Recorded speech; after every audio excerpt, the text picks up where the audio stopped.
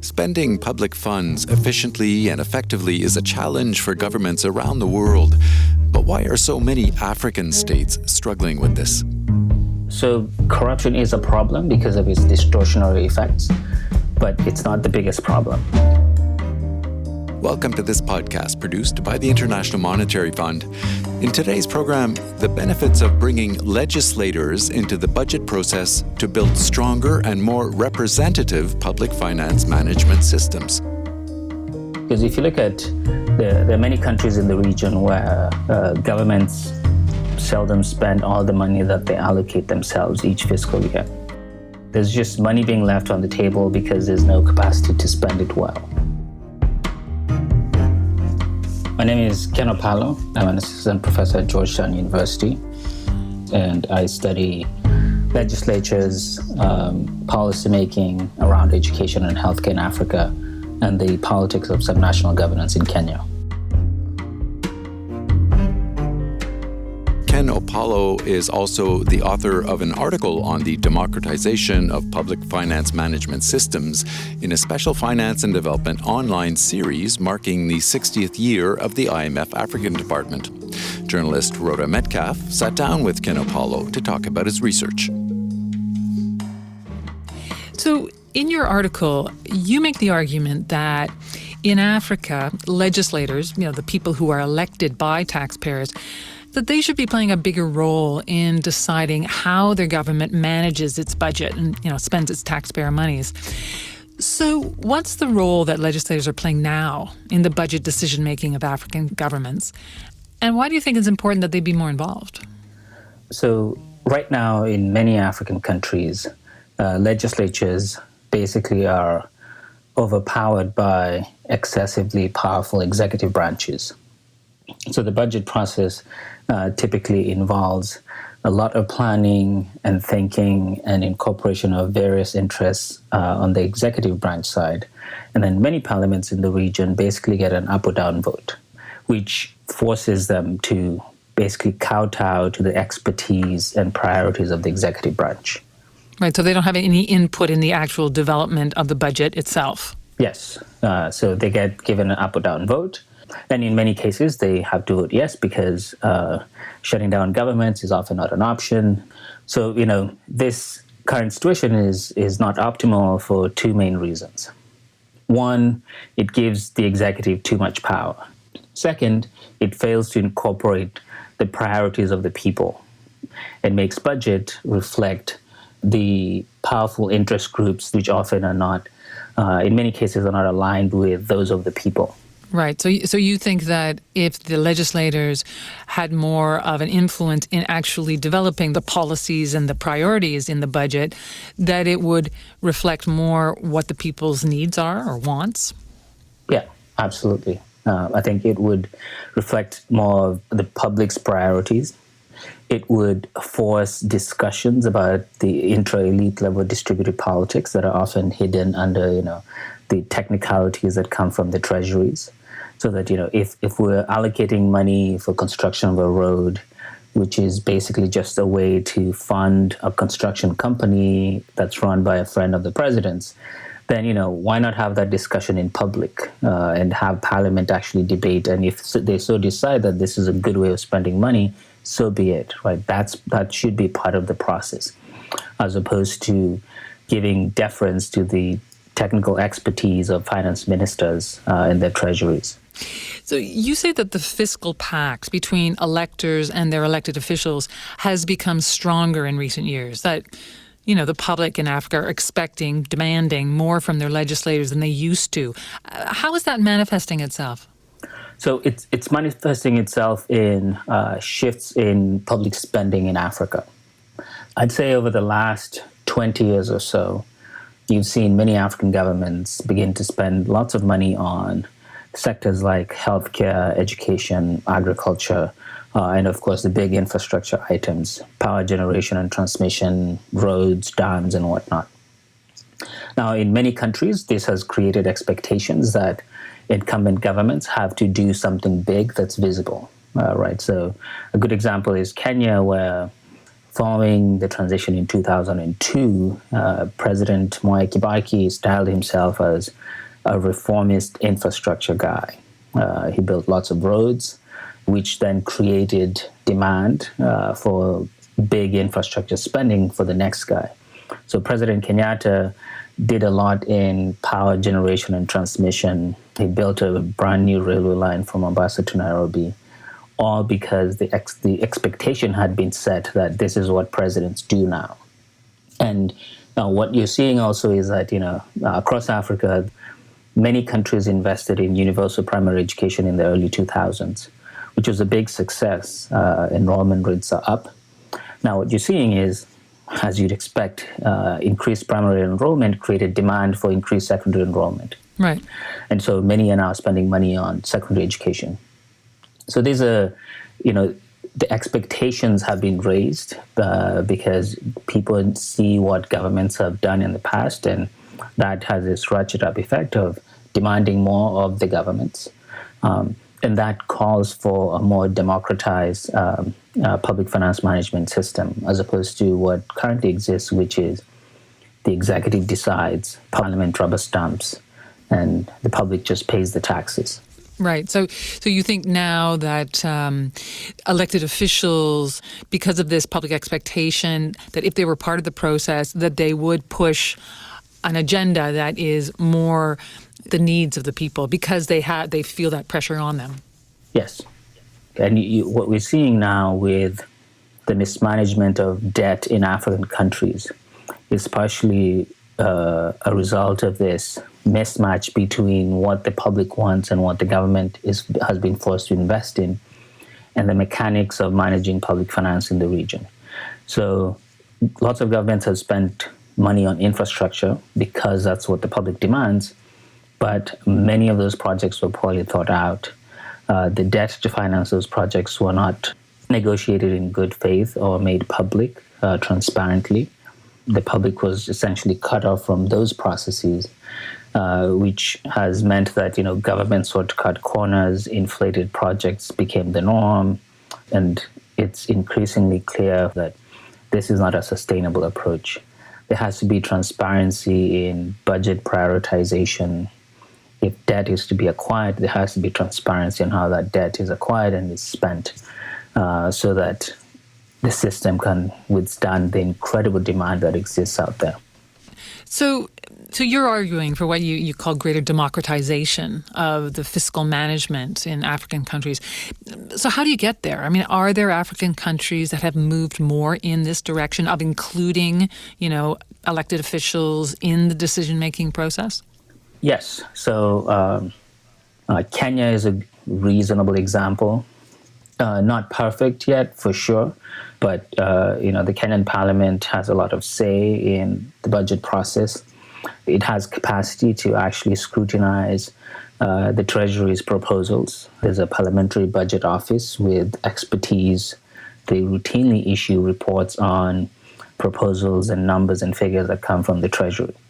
So the way to get there, the idea here would be this would be a long-term game of capacity building and an appreciation of the distributed politics that come with giving Parliament power to oversee the budget. So, I mean, when you say capacity building, whose capacity is being built in your scenario? So in this scenario, both members of Parliament who sit on the budget committee and parliamentary staff who are independent of the executive branch and can therefore independently verify the numbers and figures coming from the Treasury. You also talk about public perception in Africa and how, many Africans see their government as being corrupt when it comes to managing government monies. But you say that if you're going to improve that situation, there needs to be a greater understanding of how this, government corruption happens in Africa. Can you explain more what you're talking about here? Why is it important to understand the nuances of corruption in order to deal with it?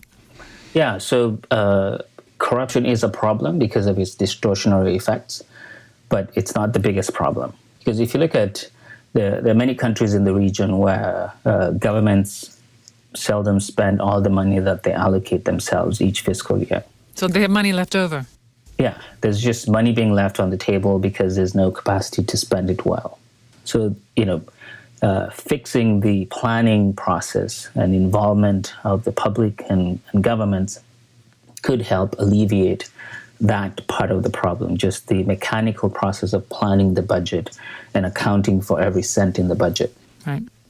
Then there's also the distributed politics of budgets, right? Budgeting is a political process and we should accept it as such. The expectation that politicians would be different, they would be just disinterested, apolitical planners, efficiently allocating the budget, that's ludicrous, right? We should accept that there's distributed politics in budgets, meaning that, politicians want to win elections. They have people who funded their campaigns, and that's part of the process of getting things done. So there's a certain amount of money is going to go back to those people that supported them, and that's just part of the system. Absolutely. That's part of the system. It's a feature of the process, not a bug. And so, instead of wishing that this didn't happen, reforms could acknowledge that fact and bring some of those processes above board and make them more transparent so that, if X contributed money to your campaign and you intend on giving them contracts, well and good, but it should be public that, X contributed to your campaign and you've given them a contract, and then let the public and parliament adjudicate over the matter. As opposed to always, moralizing about corruption and pretending that we can just wish it all away. And then you could, there's a subsidiary implication here, which is that if you acknowledge that, then you can make that the transactions that we call cost of doing business more efficient and less distortionary. Because if everyone has to hide their lobbying, right, it creates all kinds of obfuscations. And so being above board with all these transactions means that we can make the processes more efficient and have the money flow quicker than currently happens. Okay, that's interesting. Another point that you bring up is the idea that if you want African governments to use their budgets more effectively for their populations, that local think tanks could play a very useful role of advising the government on good policy, but that they need more support to play that role. How much influence do local think tanks have now on, African governments and their decision making? I'd say that a lot of civil society organizations in Africa are still very much in the 90s mode of lots of demonstrations, NGO type work, and there's need to obviously move into the think tank world where these outfits can provide alternative policies. So if the government says we're trying to reform the curriculum to meet the current job market, right? They present their proposal, an education think tank presents its counter-proposal, and then the public debates this, right? Right. Or, they present a budget on agriculture, and there's a think tank that does ag that can actually think through the issues and present a counter-proposal. As they do in many countries. And, Yes. Right. Yeah. I think that would be a good way to move forward, as opposed to now where, most reform processes in African governments are typically channeled through the executive. A donor will position a technical advisor in the ministry, get a Scandinavian model, copy-paste it, that's it. As opposed to having people who are actually on the ground thinking through these things and presenting counter-proposals, having the public debate it. Because I think local think tanks have the advantage of knowing a lot more about the political context. And, they're often also patient because they have the long-term view, because some policy interventions take a lot of time. So that eventually you'd have this nice ecosystem of former think tankers working for parliament or the executive and vice versa to build that thick policy knowledge and expertise that you really need to get government working. Right. So finally, as you know, the African Department at the IMF is marking its 60th year. And you argue that institutions like the IMF should be encouraging this idea of more involvement by elected officials in managing budgets. But how would they do that? I mean, it's one thing to engage with the country on the fiscal side, but it's quite another to get involved with politicians. How do you see that happening without it becoming very politicized and messy? I guess my first answer would be that, the politicization and messiness is inevitable, right? If you really want to get anything done, then it has to be, given the stakes involved, it has to be political and messy. It's impossible to have an apolitical budget process. And then secondly, I would say that, as a practical matter, right, I think the fund could benefit from, having expertise in politics, right? With the fund and the World Bank and many multilateral donor organizations are very heavy on economists and not enough on political expertise, which I've always found odd. Full disclosure, I'm a political scientist. I've always found it odd, right, that the entities that deal with these very deeply political processes don't find the need to have political expertise as part of their arsenal, because that would allow for smarter engagement with local politics, and also thinking of avenues of engaging legislatures or parties in structured ways that do not politicize the fund, right? The fund has an apolitical mission, but I think there are ways of just having rules of engagement so that if you're doing X in country Y, here are the list of people that need to provide input, here are the core players that need to sign off on any agreement, and expand that list to include, at least the budget committee and the speakers of national assemblies and parliaments to give voice to that important institution in the process. It breaks my heart when members of parliament, right, appear in the news wanting to see details of an IMF agreement with their own government, right? That's a situation that should never exist. Parliament should be part and parcel of the process. We decry secrecy in contracts and government projects, and we should also decry secrecy or just dealing with a few people in the executive branch when it comes to engagements by international financial institutions or bilateral donors. Well, Ken Opalo, this has been a really interesting conversation. I thank you so much for joining us today on the podcast. Yeah, thank you for having me. This was absolutely wonderful.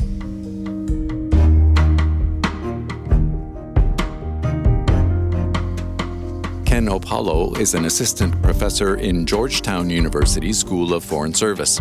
He was talking with journalist Rhoda Metcalf about his article in a special finance and development online series that marks the 60th anniversary of the IMF African Department. Check it out at imf.org/F&D or download the Finance and Development app.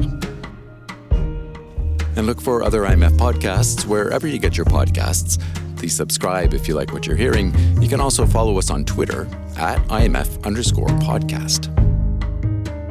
I'm Bruce Edwards. And I'm Rhoda Metcalf. Thanks for listening.